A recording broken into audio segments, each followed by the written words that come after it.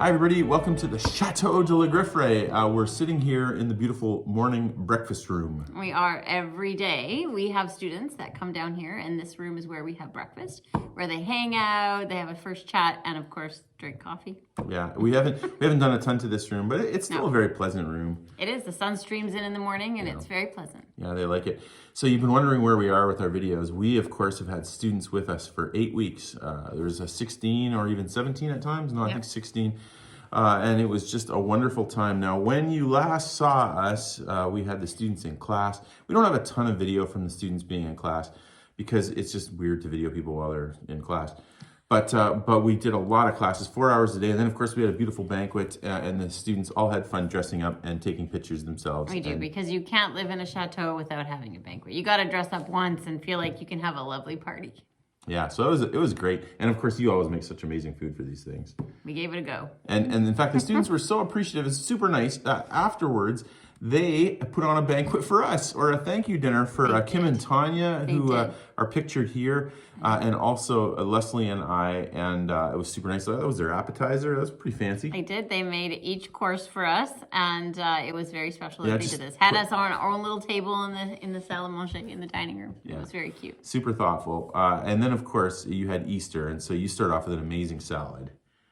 Mozzarella balls, fresh cantaloupe that had just hit the market. And it was as sweet as sugar. Yeah, it tasted so good. And I love it. You served it as kind of like family style, so each person took one. We did. One of they the had leaves. these cute little, like, individual little chunks of lettuce. And so everyone kind of had their own little chunk. Then, of course, we had ham with a sauce and roasted broccoli and white asparagus, which was our very first time having that. And I think we'll have it again.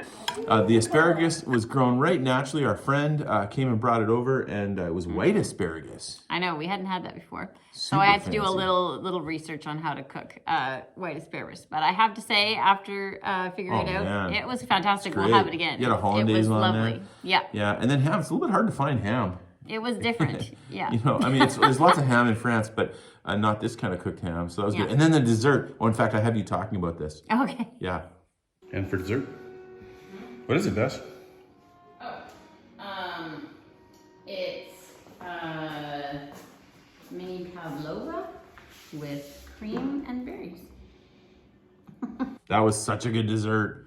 It was tasty. But the nice thing is you can make it ahead of time, which was great. Although that video was you while the students are still eating the main course, and you're down in the basement working. So, well, I had to assemble last minute. You know, and usually, you know, Leslie and Tanya. Tanya was gone by this point, so it was just you down there. Yeah. So you guys work hard for sure. Then we went to church. We tried to see a little bit of different things of France. We got to a Catholic service one time. That was great. And then we got to a Protestant evangelical service. And here we are in the service, and it was so nice. We came in there, and the pastor and his wife realized there was a bunch of Americans and Canadians. Yeah. And so they translated the sermon, at least, in English for us. At the same time, like one would do French, one would do English, and then they'd swap back and forth, actually. It must have been very hard on the mind for them to have swapped back and forth so many times. But they did a fantastic job. It was so kind of them to do that. Everybody was enjoying it. Last minute. Yeah. I'm sure they worked it out while worship was going on to make it happen. So it was impressive. It was super nice. And there was a good vibe in the room. So we really enjoyed that. And you can see there's also time for little arts and crafts. Bingley got his own picture. Pretty good. Pretty good. Some of our apple juice bottles got decorated with Grifferaie themed things. All right, Saturday morning at the Chateau, getting ready for a little breakfast, little brunch. Got some bacon cooking up, some mushrooms, peppers. Got our eggs ready. Do a little bit of omelets today, and of course we get some eggs going on here. Pardon me, that's eggs. Also onions. Leslie's gonna do lemon ricotta pancakes. A lot of times I try to. I mean, she works so hard all week that I try to do a little cooking on for Saturday brunch. But today we're both cooking, so this is fun. We got the grill out. A griddle, and we're going to try it for the first time and do some lemon ricotta pancakes to order with omelets or scrambled eggs or whatever, and bacon. Should be a nice little morning. We're not finished this kitchen by any stretch, but it is a fun kitchen to work in. Like it's, you know, it's not completely beautiful yet. Still need to do that ceiling, get some real light fixtures, but it is very, very functional, and I would say very usable even. I'd say very usable. Good times. Right? I know, I almost All right, You got a card, right? this is a game. Yeah, this is a game called Chateau Mafia. In this game, they pass out cards, and one person's the killer, and they walk around. You guys keep going. I'm just doing the narration. And then what happens? Don't flip that line when you're done. And then what happens is the mafia walk around the chateau, and they try to tag the regular people on the head. And if the person gets tagged, they have to fall down, and they can't say anything. And so as soon as someone finds someone lying on the ground, they say, dead body, and they turn the light on. And then you try to figure out who the killer was, and the townspeople vote on the killer. And if they get the right person, there's 2 killers in this game. We're playing with about 13 people. And if they get the wrong person, then they eliminate one of their own. Oh yeah, I'll come in here. So the game is playing, and students are walking around. We can't see anything because it's pitch dark. It's really quite a fun game. It's quite scary. You're walking around. You don't know if you're gonna get tagged.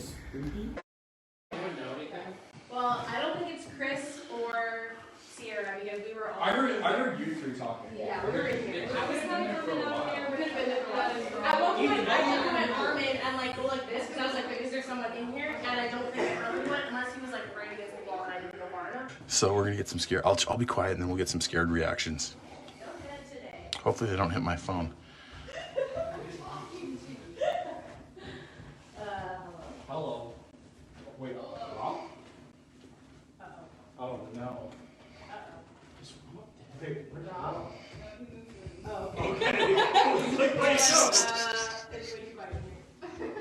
Are you two just hanging out? They're still alive. Yeah, I know. Yeah.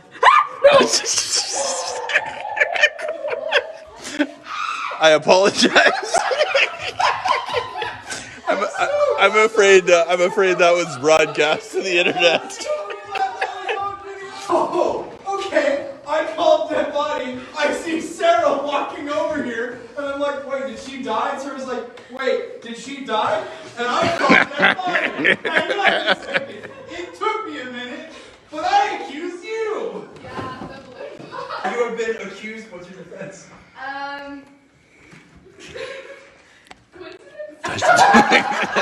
Not a strong defense. Not a strong defense. If you think Sarah is mafia and want her guilty, and think she's guilty and want her kicked out of the game, not killed, raise your hand. Wow, would you look at that? That's everyone. Sarah, are both mafia dead? No. All right. We don't know if Sarah was mafia. She does not have to tell us. We know that Karis is dead, and the lights are going out. One of our favorite days is when we take the students to a place called Puy de Fou. It's one of France's amazing theme parks, and it's not what you think. It's not a bunch of roller coasters. What it is a bunch of shows where they learn about French history and French culture. It's really quite spectacular. Super interesting, super fun. Here you'll see the bird show and a couple other quick clips. While we stay in the chateau, we get to go and do a few day trips within France. One of our favorites, Mont Saint-Michel. If you've never heard of it, you should Google it. It's a very cool place. Yeah, it's a pretty cool island, kind of fortress in the ocean. And by the way, built right into the rock. You go walk into a room and you see part of the mountain. I just had to take a picture of that. I know. And then right close to that is the D-Day beaches. So we went to Omaha. We had a bunch of Americans, and so we thought it'd be important for them to see the graves and also some of the landing sites and some of the German fortifications. It's such a pivotal moment in European and North American history, World War II. Very interesting. Now we were off to other places and other countries. One of the most fun things is when you come out of a metro or out of a subway station and you come up to the top and all of a sudden it's like, oh, what do you see? And in this country, it was Italy, and we went to Milan. Yeah. We jump in vans. I mean, some great coffee, by the way, in Italy. Yeah. And McDonald's is very good in Italy. It's not bad, we got to Milan. We drove all the way across it. And then, of course, we went to Venice. Here you come out of the train station and, you know, you're greeted with this beautiful canal. And you got to ride the boat taxi or the water taxi, is that what it's called? Mm-hmm. Yeah, and so a couple of quick shots of that. You know, you get a real nice peek at Venice. What a world-class city Venice is. It's very surreal when you go for sure. Definitely worth your time.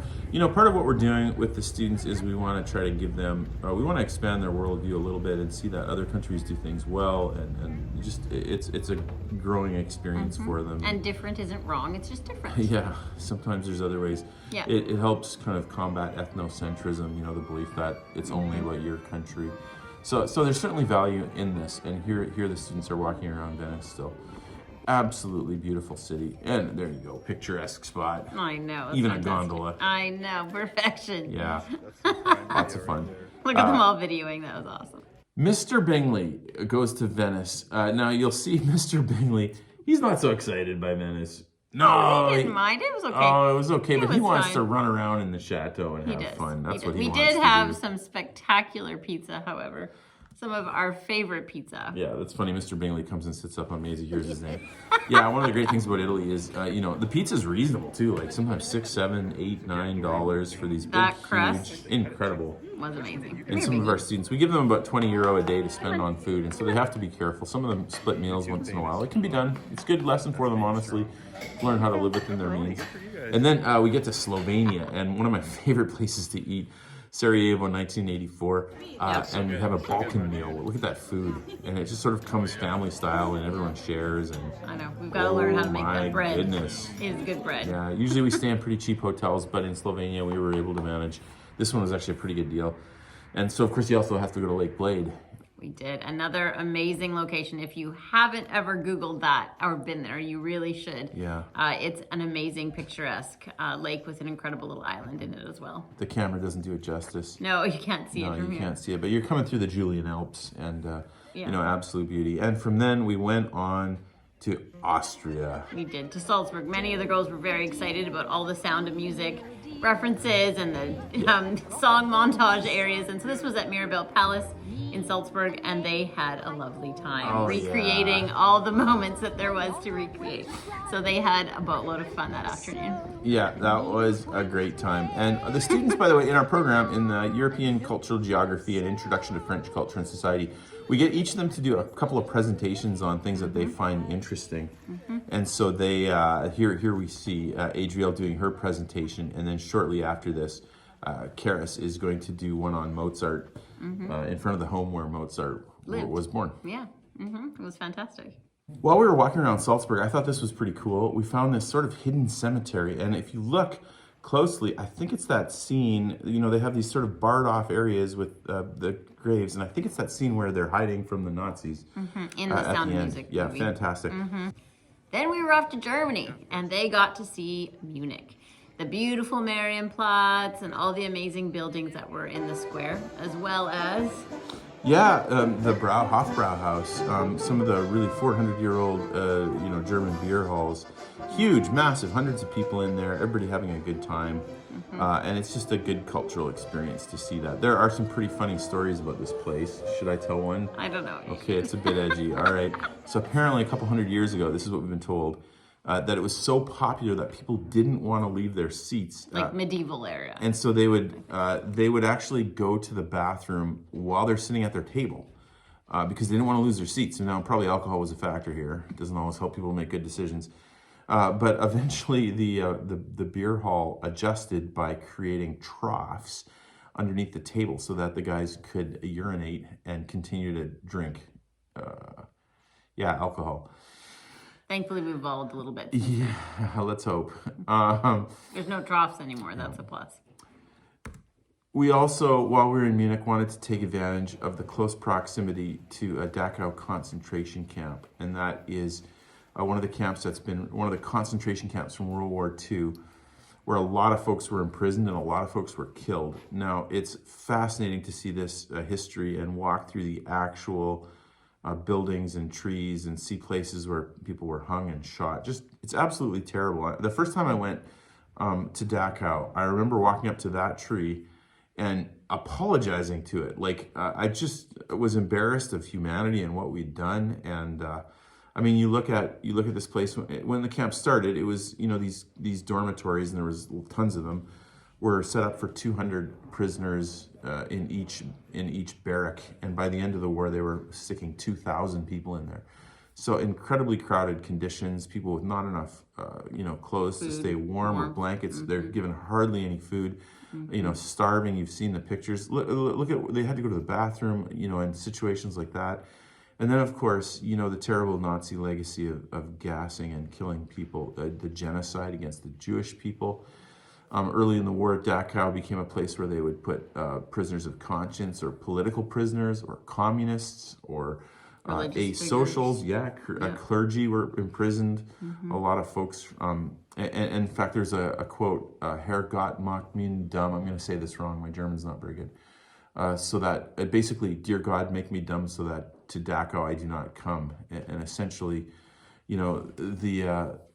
essentially they would take people that disagreed with them and throw them into these concentration camps.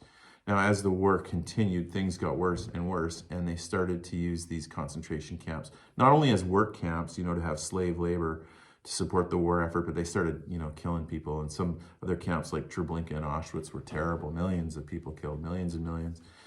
As the war went on, a significant number of people were killed at Dachau as well. And so, to the Germans' credit, they have not tried to, hide this. They've owned it, and they want us to learn from it. And I think we need to learn from it, seeing the terrible things that happen when human beings get into wars with each other and start to believe that their side is right and the other is wrong, and it just ends in terrible places. So, a good reminder to all of us, a good lesson.